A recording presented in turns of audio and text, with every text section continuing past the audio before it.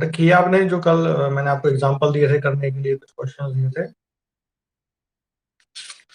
Splitting the middle term हम कर रहे थे, क्वाड्रेटिक इक्वेशन में स्प्लिटिंग द मिडल टर्म लगा रहे थे फैक्टराइजेशन के लिए। फैक्टराइजेशन करना होता है ना हमें, तो उसके लिए स्प्लिटिंग द मिडल टर्म हमने मेथड यूज किया था। ठीक है, तो एक मेथड होता है, मैंने बताया था कल आपको, factorization by using factor theorem. Factor theorem पढ़ी थी हमने, ठीक है। तो उस पे बेस्ड क्वेश्चन है, मैं आपको क्वेश्चन करवा रहा हूँ। अब जैसे अभी तो आपने स्प्लिटिंग द मिडिल टर्म से किया है इस क्वेश्चन को, क्वाड्रेटिक इक्वेशन जो सोल्व करी आपने उसको किससे किया बेटा, सॉरी क्वाड्रेटिक पॉलिनोमियल। अब हम उसको करेंगे फैक्टर थ्योरम से। मैं क्वेश्चन कर रहा हूँ बेटा, 14th एग्जांपल देखो। Y square -5y +6। ठीक है बेटा, तो ये आपका जो क्वेश्चन है, क्वाड्रेटिक इक्वेशन है, यहाँ पे कॉमन कुछ नहीं आ सकता, हाईएस्ट कॉमन तीनों में से। ठीक है, वन के अलावा, वन तो सभी का हाईएस्ट कॉमन फैक्टर होता है। और ना इसमें ग्रुपिंग मेथड लग रहा है, और हम चाहें तो बेटा इसमें क्या लगा सकते हैं, स्प्लिटिंग द मिडिल टर्म लगा सकते हैं। लेकिन हमें इसको करना है, किससे करना है बेटा, हमें करना है इसको फैक्टर थ्योरम का यूज करके। अब फैक्टर थ्योरम क्या है ध्यान से देखना, बहुत इजी क्वेश्चन है, आराम से सोल्व हो जाएगा। ठीक है,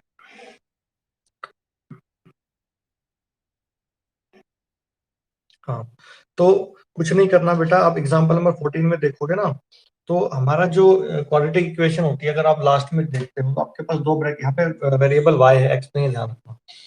आप जब देखते हो फैक्टराइजेशन करते हैं तो हमारे पास दो ब्रैकेट्स आती हैं, है ना, दो ब्रैकेट्स आ जाती हैं यहाँ पे। जैसे मान लो x+a और x+b, इस टाइप की ब्रैकेट आती है हमारे पास दो। क्योंकि एक्स से एक्स मल्टीप्लाई हो तभी जाके हमारे पास एक्स स्क्वायर आता है, हाईएस्ट पावर 2 आती है और वो क्वाड्रेटिक बनती है। ठीक है, तो इस क्वेश्चन में एग्जांपल में आपको मैं साथ साथ बताऊंगा कि कैसे करना है, एग्जांपल में क्या दे रखा है, ताकि आप कंफ्यूज ना हो। उसमें देखो, अगर पी वाई दे रखा है आपको, इसको नाम दे दिया पी वाई, यानी polynomial in variable Y, P of Y. अब कह रहा है अगर ये पी वाई आप खुद देख रहे हो, ये क्वाड्रेटिक दिखाई दे रही है, तो क्वाड्रेटिक मैंने आपको फॉर्म बताई है, इस दो ब्रैकेट्स आती हैं आपका मल्टीप्लीकेशन में। ठीक है, तो यहाँ पे उसने पी वाई लिया बेटा, y-a y-b, y-a और y-b लिया है। ठीक है, क्योंकि दो ब्रैकेट्स आने, you know that the constant term will be A B. जो कांस्टेंट टर्म आएगी वो आपकी क्या आएगी, ए बी आएगी। ठीक है, अब यहाँ एक चीज ध्यान रखना है आपको, यहाँ पे कोफिशिएंट इसका 1 होना चाहिए। जो क्वाड्रेटिक पॉलिनोमियल में हाईएस्ट डिग्री वाला स्क्वायर वाली जो टर्म होती है, उसका जो कोफिशिएंट है 1 होना चाहिए। क्लियर है, तो यहाँ पे ऑलरेडी 1 है। ठीक है, जैसे आपने इससे ऊपर वाले एग्जांपल में देखा होगा 13 में, सॉल्यूशन नंबर 2 में, यानी दूसरा मेथड जो इसका था, उसमें था 6x² + 76 + 5। वहां हमने पहले एक्स स्क्वायर को क्या बनाया था, उसके कोफिशिएंट को 1 बनाया था। तो यहाँ पे पहले वाई स्क्वायर कोफिशिएंट को 1 बनाना होता है। ठीक है। अब वो कह रहा है कि जो यहाँ पे ए बी है, जैसे मान लो ये इसकी फॉर्म ये होगी y-a और y-b। ठीक है, मैं इसको मल्टीप्लाई करके दिखाता हूँ। पहले y को y से करेंगे y स्क्वायर, फिर y को -b से करेंगे -by। ठीक है, फिर -a को y से करेंगे -ay, फिर -a को -b से करेंगे तो प्लस का a। ठीक है, ये हो गया y square, minus y common आ सकता है।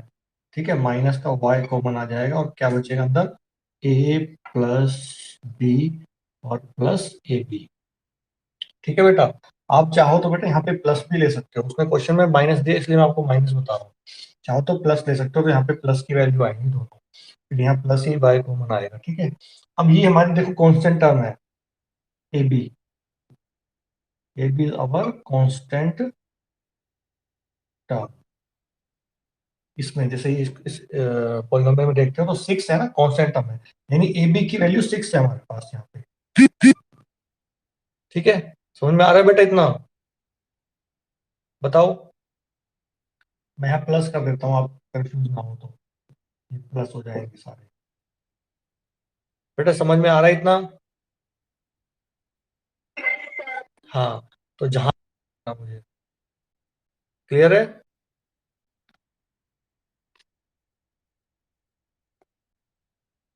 बेटा जहां से नहीं है वहां पे बता देना। तो हमारे पास जैसे जो कोई भी क्वाड्रेटिक पॉलिनोमियल होती है तो उसको इस फॉर्म में आती है y+a और y+b।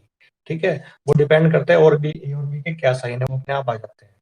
ठीक है, अब जैसे यहाँ पे बीच में माइनस है, ठीक है, तो उसने इसीलिए माइनस लिया था यहाँ पे कि माइनस आ जाएंगे उसमें ए और बी में। ठीक है, उसके बाद देखो,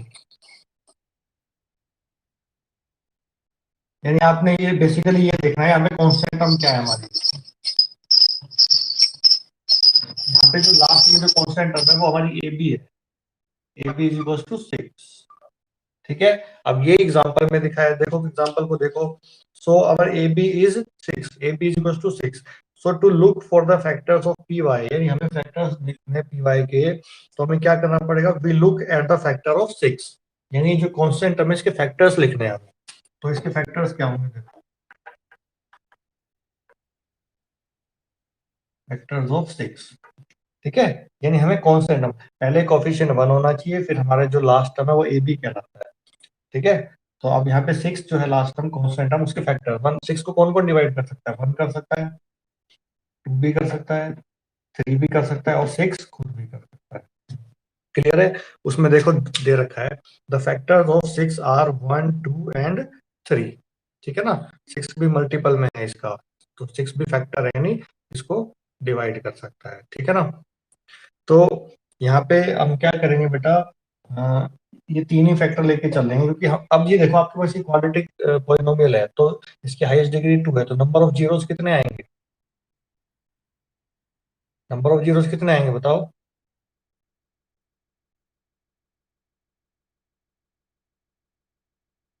बेटा नंबर ऑफ जीरोस कितने आएंगे क्वाड्रेटिक पॉलिनोमियल में,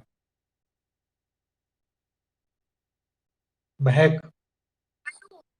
हाँ, 2 आएंगे, वेरी गुड शुभम। तो number of variable, sorry number of zeros अगर 2 आएंगे तो इनमें से हमें मिल जाएंगे।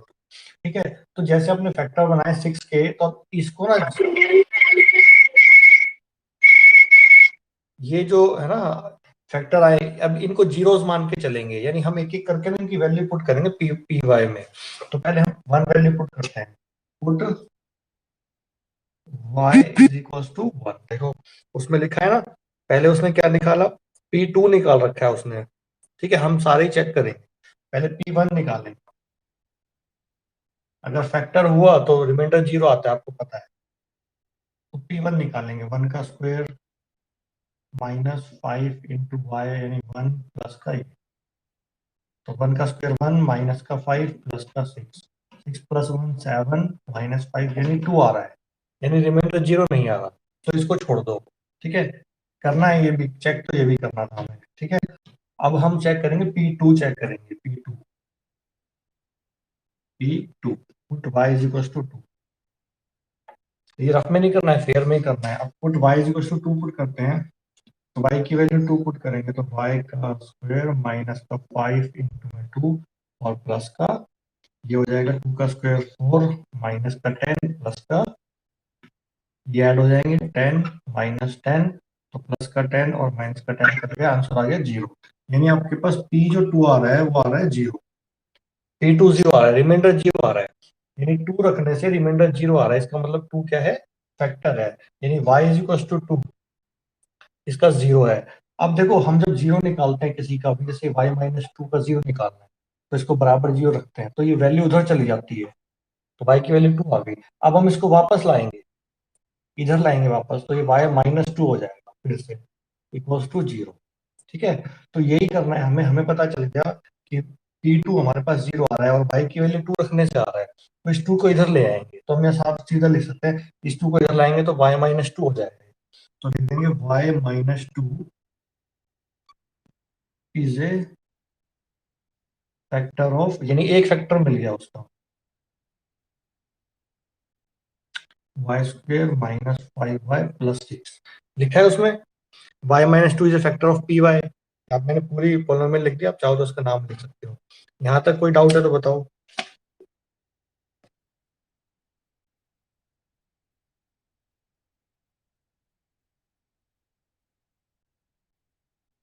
तो यहाँ तक कोई डाउट है तो बताओ, महक, संजीव। ठीक है, हमें क्या करना है, मैं फिर से बता रहा हूँ, जो कोफिशिएंट 1 होना चाहिए एक्स स्क्वायर का, कौन से टर्म के फैक्टर बना लिए और उन फैक्टर को एक एक करके पुट करके चेक करेंगे। वन रखा तो हमारे पास जीरो नहीं आ रहा था, ठीक है, तो रिमाइंडर जीरो नहीं आता यानी उसका फैक्टर नहीं है। फिर हमने टू पुट करा वाई की वैल्यू, वहां से रिमाइंडर जीरो आ रहा था हमारे पास। इसका मतलब Y equal to two put करने से आ रहा था, तो इस टू को इधर लाओगे तो माइनस का हो जाएगा, यानी वाई माइनस टू, ये इसका फैक्टर है, इसे फैक्टर ऑफ पी वाई, या फिर पूरी फॉर्मूला में लिखते हैं, ठीक है। अब दूसरा चेक करते हैं, क्योंकि दो जीरो आएंगे इसके, तब की बार वैल्यू पुट करते हैं वाई इक्वल टू थ्री।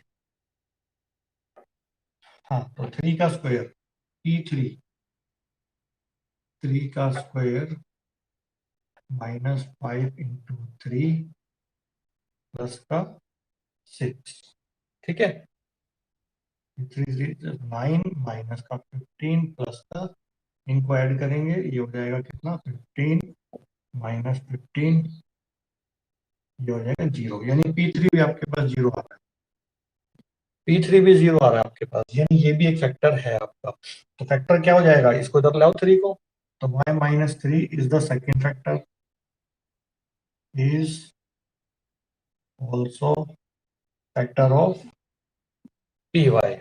समझ में आ गया बेटा, देखो बुक में लिखा है y minus three also a factor of Y square minus five है प्लस थ्री। देयरफॉर अब सीधा लिख देना है आपको, सीधा लिख देना है कि जो ये इसके जो फैक्टर हो गए दो किस फॉर्म में आ गए आपके पास, वाई स्क्वायर माइनस का फाइव वाई प्लस का सिक्स, ठीक है, इज इक्वल्स टू में यानी दोनों ब्रैकेट लगा के लिखेंगे साथ साथ। क्या आया था पहले y माइनस टू, फिर इनटू में y माइनस थ्री, दोनों लिख देंगे, तो आपके पास ये फैक्टर्स आ गए दोनों यूजिंग फैक्टर थ्योरम से। समझ में आ गया, पहला आया था y इक्वल टू टू, तो y इक्वल टू टू है तो टू को इधर लाएंगे y माइनस टू हो जाएगा। फिर दूसरा आया था y equal to three put करने से, तो y इक्वल टू थ्री है तो थ्री को इधर लाएंगे, प्लस को इधर y के पास आके माइनस हो जाएगा y माइनस थ्री, तो दूसरा फैक्टर हो गया y माइनस थ्री। फिर आपने ये पॉलिनोमियल लिख के इसके साथ में इक्वल टू लगा के उन दोनों ब्रैकेट को मल्टीप्लाई में लगा दिया। समझ में आया बेटा ये सबको, बोलो कामना, समझ में आ गया? Yes sir. हाँ, तो फैक्टर थ्योरम से कर लोगे आप,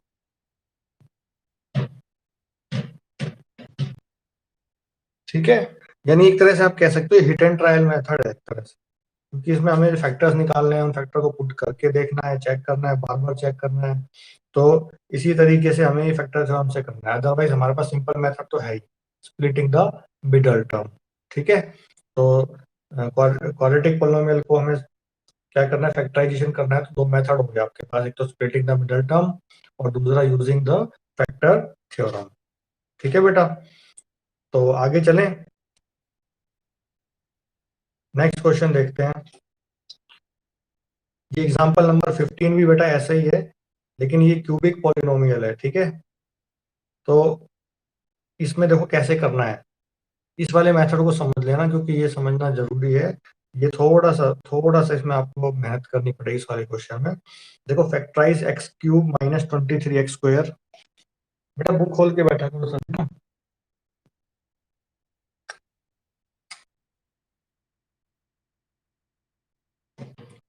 x cube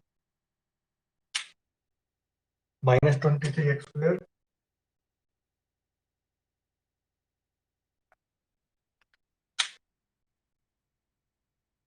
plus 142 X minus 120, ठीक है। इसको बेटा इसके फैक्टर्स बनाने हैं हमें, ठीक है। अब देखो कितनी टर्म है हमारे पास, यहाँ पे चार टर्म्स है, एक दो तीन चार, 142 एक्स है बेटा, ठीक है। हमें इसकी क्या बनाने हैं, फैक्टर्स बनाने हैं, ठीक है। तो ये चार टर्म है, इस चार टर्म को हमें ब्रेक करते करते करते करते सिंगल टर्म में कन्वर्ट करना है, सिंगल टर्म में, ठीक है। सिंगल में यानी मैंने आपको बताया था फैक्टराइजेशन का मतलब क्या होता है, प्रोडक्ट की फॉर्म में लेके आना है, और प्रोडक्ट की फॉर्म आती है तो सिंगल टर्म निकल आती है, ठीक है। तो ये आपकी जो एक्स में वेरिएबल में पी एक्स हो गया आपके पास, ये P x P of x. अब देखो क्वेश्चन में क्या लिखा है, मैंने अभी बताया था वही वही मेथड यूज कर रखा है इसमें, फैक्टर थ्योरम वाला, ठीक है। फैक्टर थ्योरम वाला मेथड यूज कर सकते, कर रखा है। तो सबसे पहले आपको बताया गया था कांस्टेंट टर्म के फैक्टर्स बनाने हैं आपने। तो कांस्टेंट टर्म यहाँ पे कितनी है हमारे पास -120। तो फैक्टर्स ऑफ -120 क्या होंगे देखो, फैक्टर्स ऑफ -120, यानी -120 को कौन कौन डिवाइड कर सकता है कंप्लीट, देखो इसमें दे भी रखा है। यहाँ पे बहुत सारी वैल्यूज होंगी, वन, एक तो प्लस का वन और माइनस का वन, ये ध्यान रखना है। यहाँ पे माइनस का वन भी कंप्लीट डिवाइड कर सकता है और प्लस का वन भी कंप्लीट डिवाइड कर सकता है। ध्यान से देखना, मैं समझा देता हूँ कि ऐसा कैसे होता है। ये हमारे पास -120 वैल्यू है, -120। पहले मैं +1 से करता हूँ इसको, +1 से डिवाइड करता हूँ। तो +1 की टेबल में ये कितने पे जाएगा बताओ, डिवाइड करेंगे तो सीधा -120 पे जाएगा, यानी कंप्लीट डिवाइड हो जाएगा। इस पे साइन चेंज करते हैं और ये कट जाएगा, यानी रिमाइंडर 0 आ जाएगा।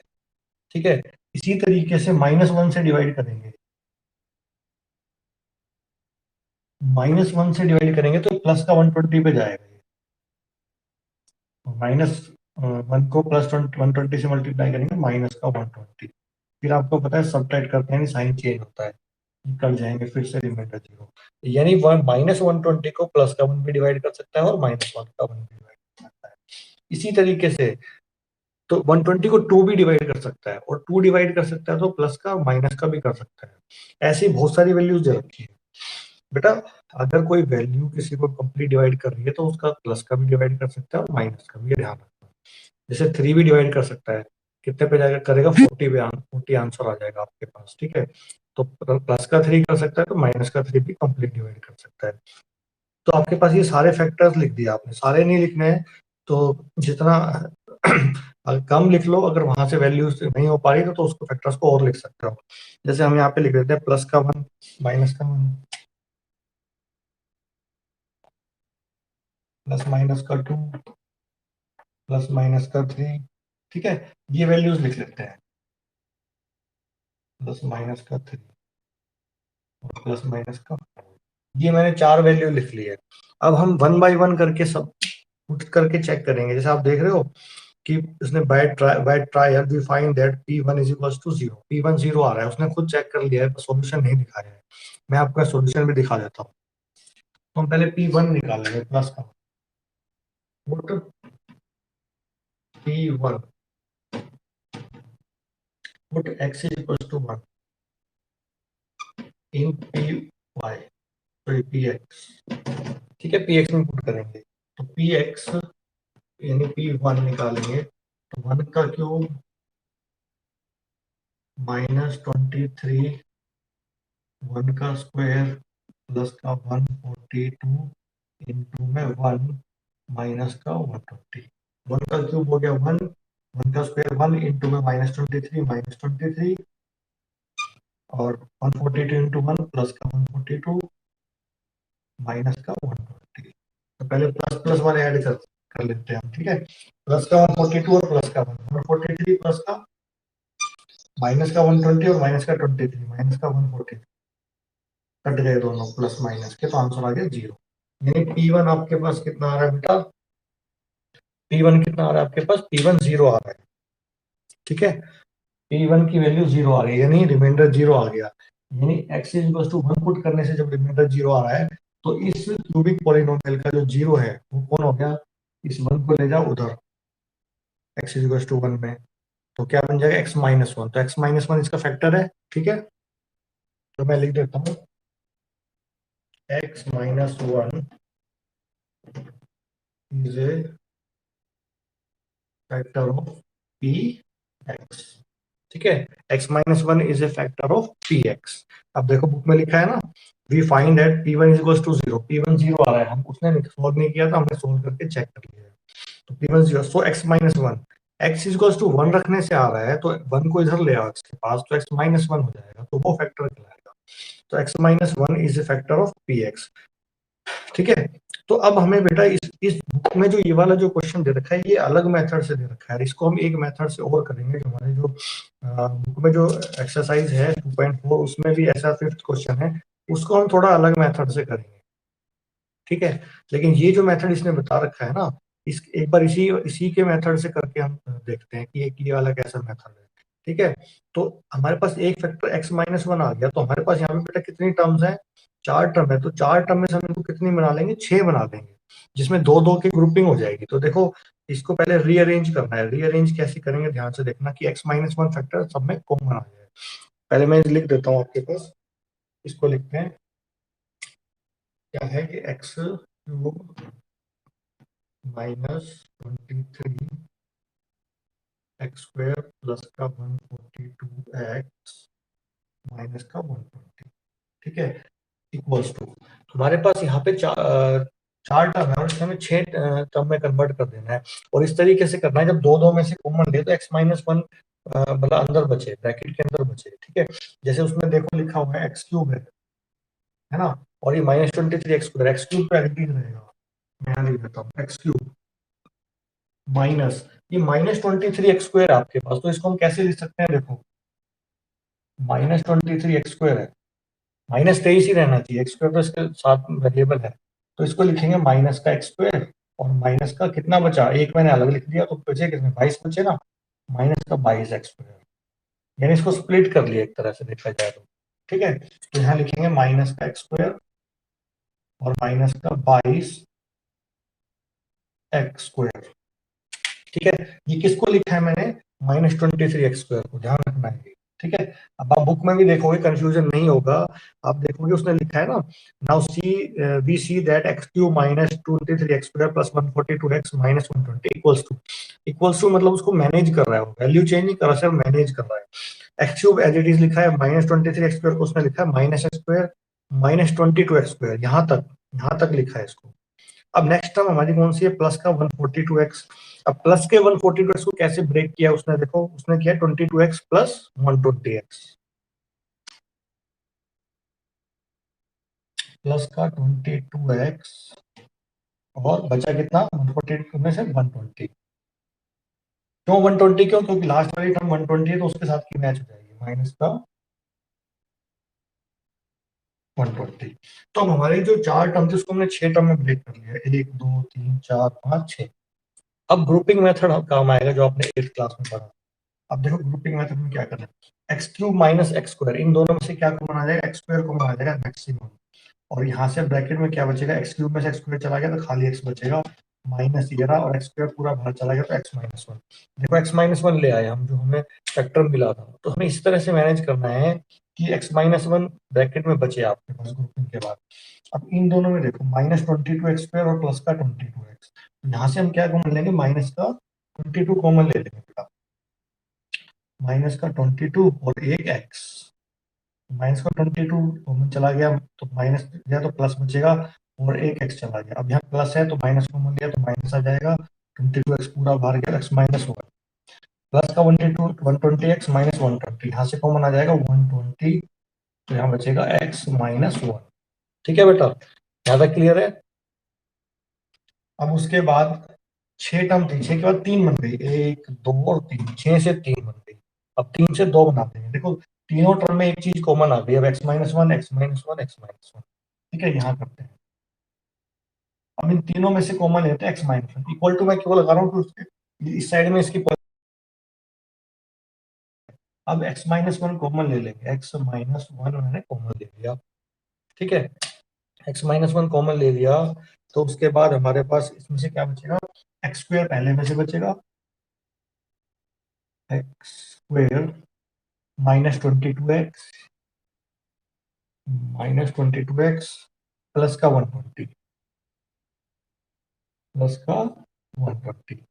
ठीक है, अब देखो फैक्टराइजेशन में हमें फैक्टराइजेशन तब तक करना होता है बेटा जब तक फैक्टराइजेशन होता रहे। ठीक है, अभी x-1 के तो और फैक्टर नहीं बन सकते, लेकिन x² -22x प्लस 122 के फैक्टर बन सकते हैं by splitting the middle term. अब आपके पास फिर से मिडल टर्म का वो लग गया, क्योंकि क्यूबिक पॉलिनोमियल है आपके पास ये।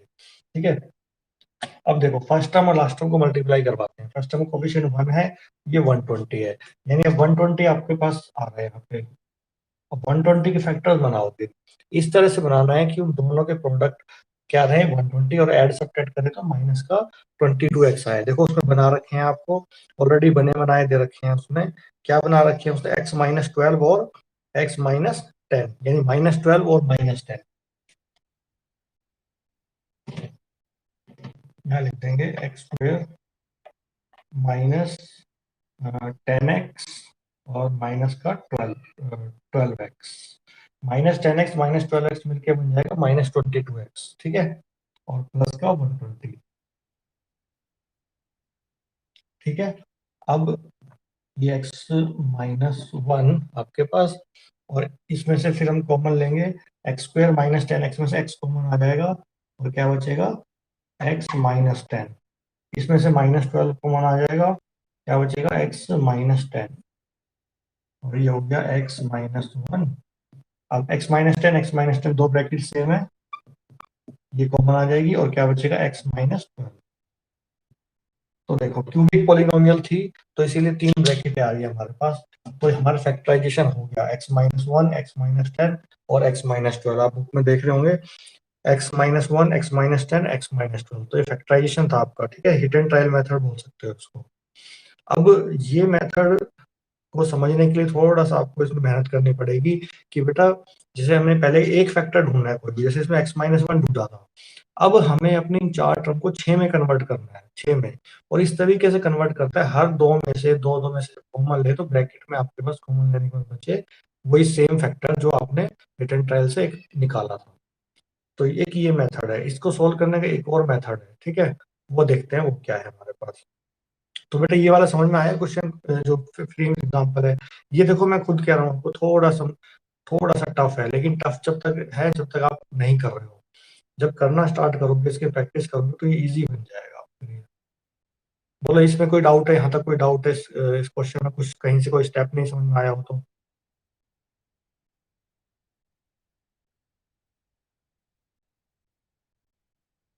बताओ बेटा।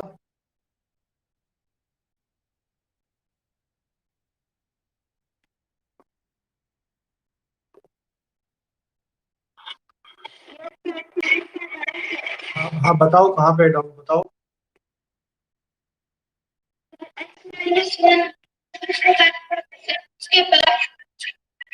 वॉइस नहीं आ रही महक बेटा आपकी।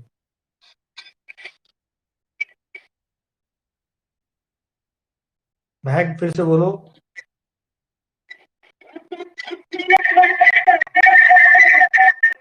हाँ एक्स माइनस फैक्टर है, ठीक है, इसके बाद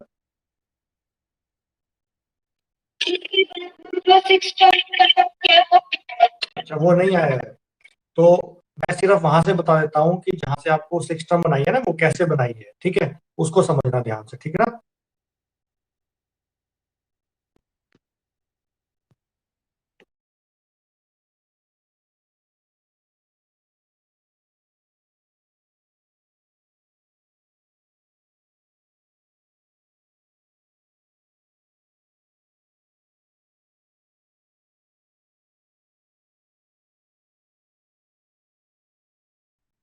तो एक सेकंड बेटा अभी ना, इसमें मेरे ख्याल से इसको देखने में प्रॉब्लम हो रही है, मैं फिल कर देता हूँ इसको, फिर अच्छे से समझ में आ जाएगा। मैं दोबारा से इसको रिपीट कर देता हूँ, थोड़ा सा टफ है, इतना ही टफ नहीं है, बस वही है मैंने बताया, जब तक हम प्रैक्टिस करेंगे ना तब ये कंप्लीट आपको क्लियर हो जाएगा, पूरा क्लियर हो जाएगा ये।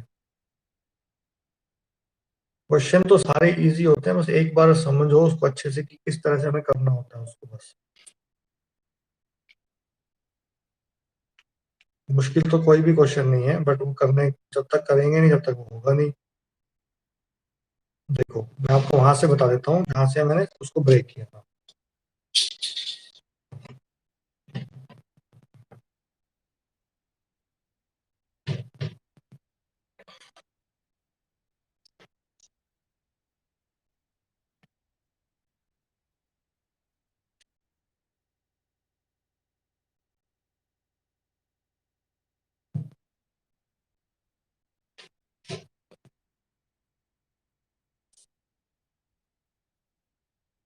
देखो देखो बेटा, मैं यहाँ तक क्लियर था आपके पास कि x माइनस 1 इसका फैक्टर आ गया था।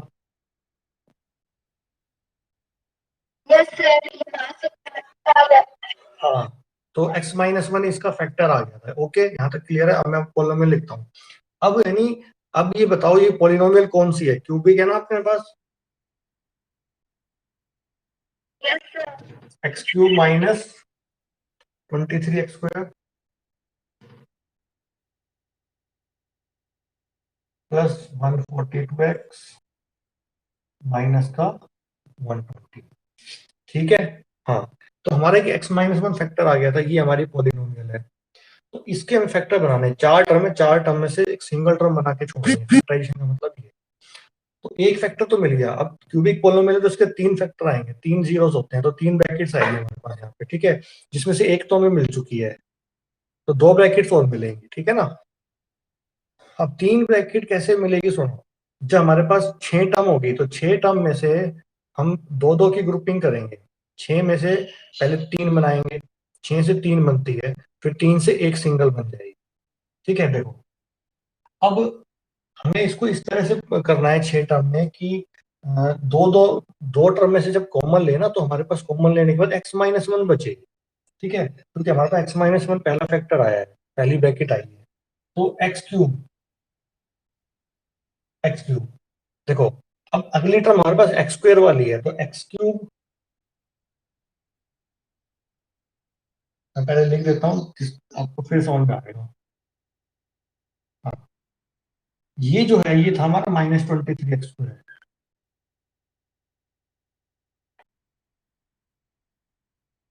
ये जो था हमारे पास ये -23x² था। ध्यान से सुनना आप। तो मैंने -23x² को ब्रेक किया है।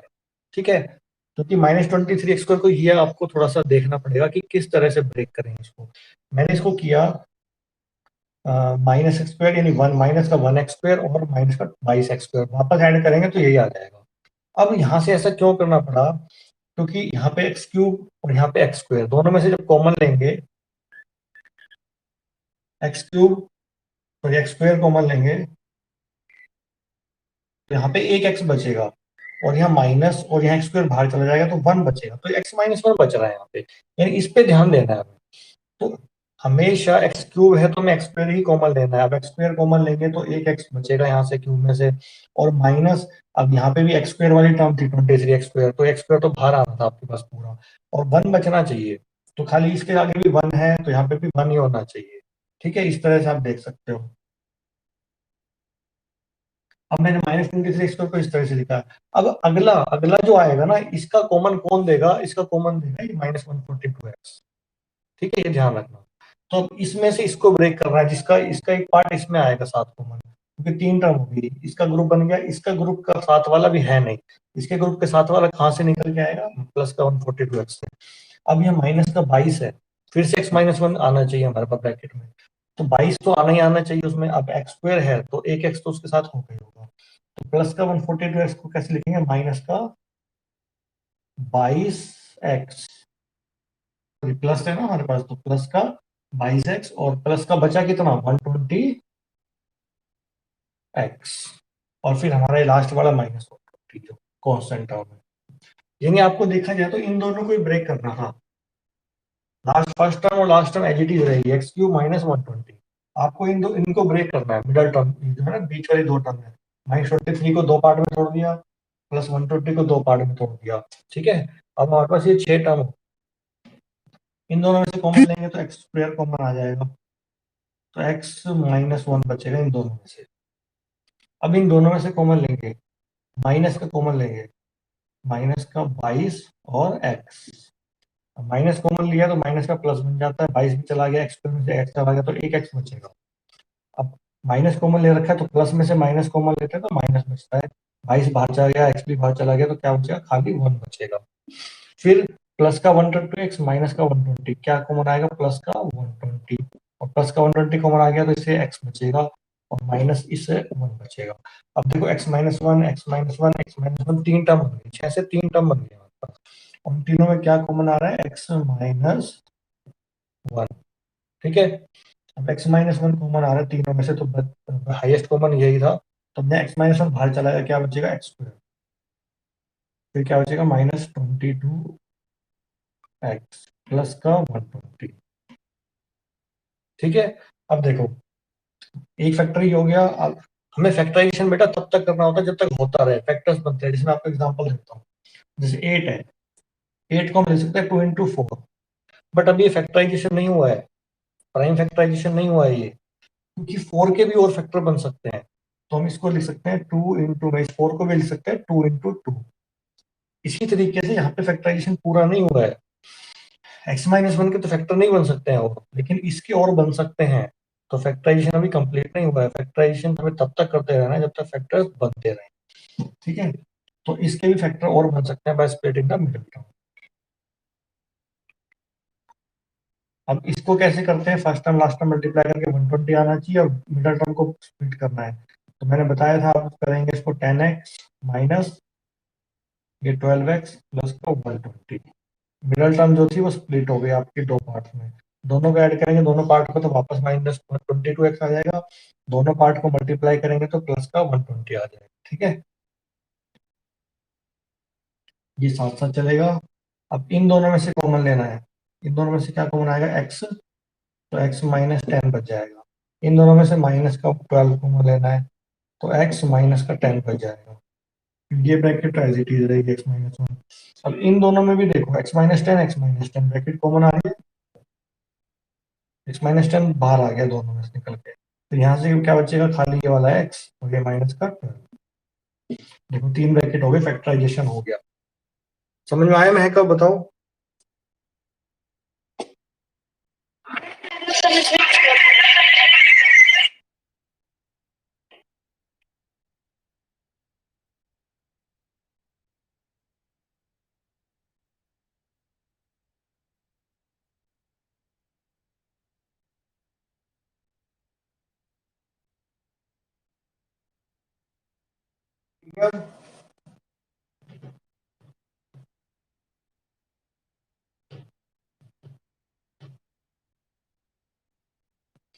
तो बेटा ये जो क्वेश्चन है ये आपको इस वाले मेथड से थोड़ा सा टफ लगेगा, मैं आपको खुद कह रहा हूँ इस चीज के लिए तो, बट ये टफ नहीं है, जब तक आप प्रैक्टिस करोगे तब तक आपको ये क्लियर हो जाएगा, ये जितनी ज्यादा प्रैक्टिस करोगे।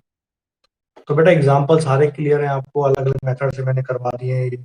कल हम एक्सरसाइज के क्वेश्चन स्टार्ट करेंगे, ठीक है। आप क्वेश्चन एक्सरसाइज का फर्स्ट आप खुद कर सकते हो, determine which of the following polynomial has a factor, ठीक है। तो x+1 इसका फैक्टर है, चेक करना है, तो x+1 फैक्टर है तो इसका जीरो निकाल के सामने पुट कर लेना, अगर जीरो आंसर आ रहा है तो फैक्टर है, रिमाइंडर जीरो आ रहा है तो है नहीं, नहीं है, कर लोगे इसको।